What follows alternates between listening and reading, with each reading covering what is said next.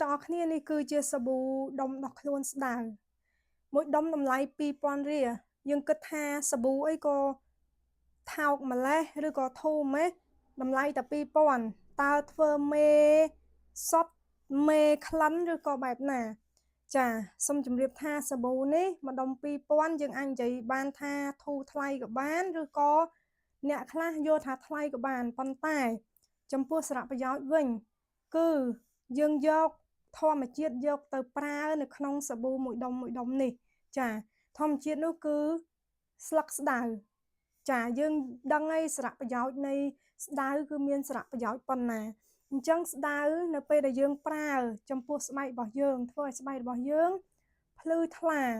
ទន់រលោងជាពិសេសបំបត្តិនៅកន្ទួលរមាស់ផ្សេងនៅពេលដែលស្បែករបស់យើងកំពុងតែរយើងអាចដោះសាប៊ូស្ដៅនេះបានដោះហើយធ្វើឲ្យបាត់រនោះភ្លាមតែម្ដងបន្ទាប់ពីយើងងូតទឹកសម្អាតកាយយើងហើយប្រកបជាបងប្អូនដឹងហើយថាស្ដៅនឹងមានសារៈប្រយោជន៍ប៉ុណ្ណាដោយសារនាងខ្ញុំតេស្តខ្លួនឯងលើស្បែកខ្លួនឯងពេលដែលពាក់នាឡិកាប្រភេទដែកពាក់ទៅលមាស់ដៃ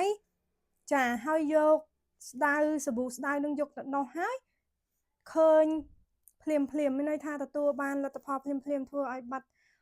រមាស់ស្បែកកន្លែងហ្នឹងចាអញ្ចឹងបាននាងខ្ញុំផលិតសាប៊ូស្ដៅនេះ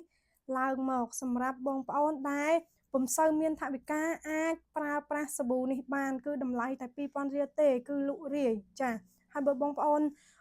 យកដុំគឺចុះថ្លៃជាងនោះទៀតដើម្បីឲ្យបងប្អូនចំណេញចា